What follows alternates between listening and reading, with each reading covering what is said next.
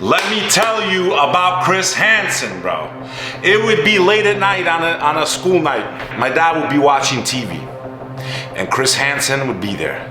And my mother and father's eyes would be glued to the television. And we'd watch Chris Hansen To Catch a Predator, and my dad would say, you see how sick they are? Do you see why you gotta be careful online? Do you see that they can grab you? And I won't use the language my father used. Basically, he would say, they will catch you on internet and they will in your ass. My dad used to make me watch To Catch a Predator, bro. Chris Hansen is a hero, man. This man is a legend. So these sick people who would want to take advantage of minors, and you know and I know, it wouldn't be just physical. A lot of times these kids go missing and just their bodies are found, and only their parents can imagine what happened to these kids. You had people like Chris Hansen taking them off the street. You had people like Chris Hansen letting them know there is a Batman out there who doesn't wear a cape, and then he'd come out. Hey Jeff, have a seat right over there. I knew that was gonna happen. He knows what will happen next. Down. The tear. Oh, please, God, please, sir. Get on the ground. Let me see your hand. Oh, Lord. And that person's life was over. Chris Hansen became a legend and saved God knows how many children. One of you today could be watching whose life was saved by Chris Hansen, and you don't even know it. This is someone who I felt like I've known my whole life, but this is the first time I'm meeting him in real life. This was my father and my mother sitting me on the couch, even though I was 19 years old, but we were the first generation to be exposed to it. My generation, I'm 42, we're the AOL generation, plugging into the computer, not really realizing the danger that laid on the other side of those screens. To be with Chris Hansen, To Catch a Predator, the one that showed us, people like me, how dangerous the internet can be, what's really lurking out there, and the countless lives of children that God knows what would have happened to them if these people weren't exposed. It is beyond my honor to meet you and to be. Thank you so much. I appreciate it. You have no idea, Chris. Well, I appreciate it. Thank you so much for everything you've done. When we started the whole series of investigations, we thought we'd do it once or twice, and then, gosh, nobody would ever show up. And here we are, 21 years to the month from that very first sting operation. And, guys are still showing up. The technology has changed. Our methodology has changed. But we still are doing these stings. And they're still out there. And they're still out there. Which more is than crazy. ever before. When you first saw the stories. I was 18. You were 18, and we did the stings in chat rooms on AOL and Yahoo, like you mentioned. Private chat rooms. MySpace, if you remember that. Now, there's been an explosion of the platforms upon which adults can reach out to children and prey upon them. Even within their own video games is what I'm hearing, like Roblox and all that. And Minecraft. Like it's become very, very. And even on mainstream social media platforms like Instagram and Facebook, parents have to have this conversation with their children and say, hey, look, there are dangers out there. You have to know what you're doing. Folks, this is the GOAT. You younger generation, you might know who he is. You need to know who Chris Hansen is. Search him on YouTube, and this is you watch TrueBlue.com for details. TrueBlue.com. We're at their headquarters right now. There's some amazing stuff coming out that Chris is producing and working on. But also, you start something. 5 years ago, a podcast in the middle of nowhere, in the middle of the back of my building. Next thing you know, you're meeting people you always looked up to. And that is the beauty and the power of never giving up. 5-6 years ago, I was in the darkness of my own life. I had lost a close family member. The bottom line is, this is why you never give up, folks. Just as bad as it seems, you never surrender. Next thing you know, you're drinking a cappuccino with Chris Hansen. That's all I gotta say. From Ohio, this is Bek. Chris. Bek, thank you, my brother. Appreciate it. Amazing day. It's Bek Lover. We're still here at True Blue TV, man. We're chilling. I just ran into Olivia Bennett, journalist at True Blue. And I was very surprised at how advanced for her age. She's still in college, majoring in communications. And I was just trying to make sure she understands the blessing and how far ahead of the curve she is as someone to work in this industry. You do realize that, right? I appreciate that a lot. Now, do you love what you do?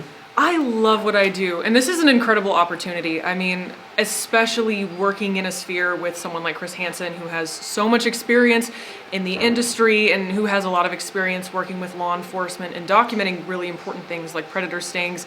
I mean, also working with Sean Reck, who has so much experience in specifically documentary production, wrongful convictions.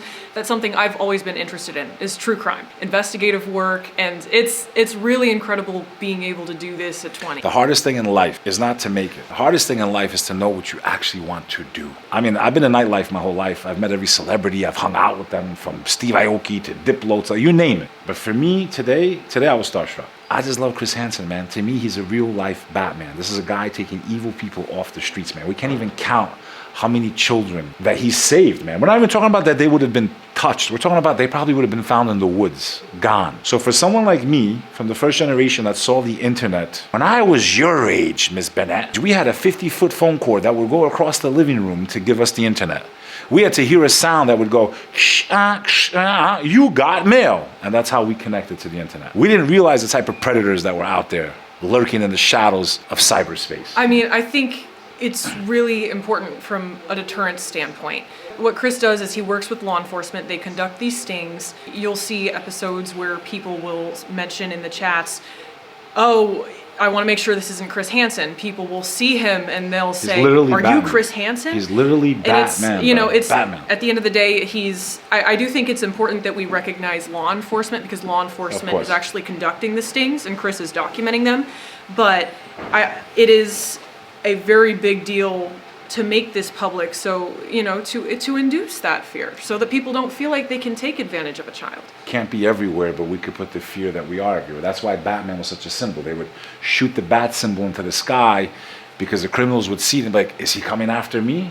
So it's the same thing. Chris has gotten to the point where they don't know. Like, they literally are like, could it be Chris Hansen? Because they've all seen it. They know that he's lurking in the shadows. May every one of them be exposed. Yeah, we're still here at True Blue TV. We're in the studios here. I just ran into my man Dave Anderson from Philly. So a little bit, tell them like kind of what you do, what your content's about, where they could find you. All that good stuff. So Dave Anderson at The Business Bully, absolutely everywhere. I help people get clear on their goals and help them build entrepreneurship and get themselves to a place where they can get off the man's plantation. I ain't talking about the white man. I'm talking about your boss. Your boss who sits in that cubicle, has like 3 hairs like Homer Simpson, and really just ain't qualified to shine your shoes. So if you're sick of your boss and you want to give the big to your boss, then come rock with The Business Bully. That's what we do. Aside from that, I talk about politics, pop culture, and people. So now listen, not everyone's built to be a boss. Let's be real.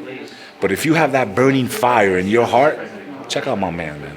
That's what it is, man. Like I tell anybody, if you don't think you are a business owner, if you understood the tax code, you would understand all the benefits from at least having an LLC, at least having a business, at least starting to see what you can do. There are 12-year-olds reviewing toys and making money. It's people looking at MSNBC every day and talking about how they love or hate that content. There's 1,000,001 ways to get this money. You vlogging right now. Like, people are doing things that can make them money. There's a lot of different ways outside the box too right now. Yeah. A lot of different things. And so for me, like, and you don't have to quit your job to get there. That's what people say. You could take the spare time that I probably, no offense to sports, that you're spending being someone else's fan, when you can start being a player in your own life. You got to get them off that dopamine. What happens is we're addicted to the bi-weekly insult. You call it a paycheck. You see what I'm saying? So once we get them off of that bi-weekly insult and they're able to see that if you can make in a phone call what it takes you 2 weeks to make for somebody who doesn't deserve your talent, you'll never go back. And you know what the first step, in my opinion, is? Some people are not ready to cut the umbilical cord. Right. For me, it was going from salary to commission only. That was the first, and then full-blooded entrepreneur. It's the same thing I did when I was Which is a great transition, right? Because you kind of live the entrepreneurial life, but not all those strings are cut off, right? You're still kind of loosely attached, but it starts putting, and it's not easy. No, it's hard commission as hell. only, you're basically your own boss. You eat what you kill. Check out my man. Check him out, especially if you're in the Philly, New York area. So get at me, man. But this man right here, he's tearing the internet a new one. Get into it. Why don't you have a seat right there, Chris Hansen? Huh? Oh, shit. Did you meet him? No, I haven't met him yet. He's going to meet Chris Hansen. Right. Thank God I'm not a predator. I just met him. Okay. Filming. How to catch a predator. This is my guy out in Ohio, yo. Can't tell you everything about him, though. That's what it looks like, the real one, you know? Not the ones you see in, like, the museum. Like, this is the real deal right here. True Blue headquarters. All up in the video. Come to death row, yo.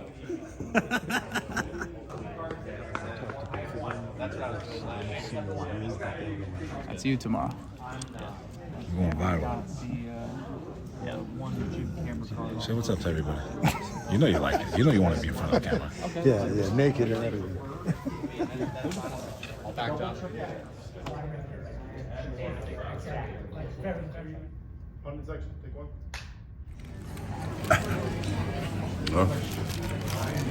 Show him. Dipping in the mustard. Look at the sandwich, bro. I'm over here at, this is called Joe's, and He told me this is the best corned beef in Ohio. That's why I'm here. I'm here with Mo Pacino. It is the best corned beef. We had a long day of filming today. I met Chris Hansen. That was a dream come true for me. Celebrating it with some Ohio corned beef at Joe's. Joe's. Fine deli and restaurant. Let's see what we're dealing with here. I mean, you can smell this thing, man. It has an aroma. It really does. I swear to God, it has. Are you an guys aroma. going to the mosque? Look at Yes, this. right here. He said that they're known for their corned beef. Okay, this is what Ohioans eat: corned beef from Joe's. Here's your pickle. That's a sandwich. That smell hits you, bro. Oh, this is your. I've never smelled corned beef like this. I'm not gonna lie, this looks very different. You know, It's clean. very, very different. Very clean. Oh Allah, thank you for helping us and blessing us. And if we've ever been ungrateful, forgive us. Oh Allah, help those that are suffering, those that are in struggle, those that are in conflict, those that are being oppressed. Oh Allah, have mercy upon their souls. Forgive us if we have ever complained about our own lives. Oh Allah, shower your peace and mercy upon them and help them defeat the occupier. Oh Allah, help us get to Mecca and go around your house. Allah, unite us as we are on this table in your paradise, for we love each other for your sake. O Lord of the worlds, bless this food that we eat in your name. Make our best deeds our last, and our last words the Shahada. O Allah, have mercy upon our dead family, especially those people we love the most. In your name we pray, O Allah, grant us victory in this life and the hereafter. Protect us from shaitan, the dajjal, the evil eye, black magic, those full of envy, jealousy, and hatred, and those that will wish our harm. O Allah, protect us and our offspring. In your name we pray. Central Security Checkpoint for left behind property.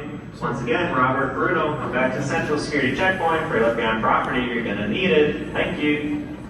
The most annoying sound in the world. There's a lot of different annoying sounds, but the airport speaker system is by far in the top 10 most annoying sounds that a human being must endure, especially when they're traveling. In any event, I'm here at Cleveland Airport. I'm waiting for my flight back to New York City. I've been here since Tuesday, so for the last 4 days. I met a lot of great people. The people of Cleveland are really, really nice. Cleveland is actually a really cool city, man. I didn't expect much. It surpassed my expectations. A lot of cool restaurants, really good food. The city seems to be very calm. Cleveland's just like a really, really chill place. So if you're looking for like a lot of action, it's definitely not the place to come, in my opinion. Hey, it's Justin Bitt, mayor There we go. Kept Secret. There we go. From Schleiman's corned beef sandwiches to pierogies at the West Side Market, that's Cleveland.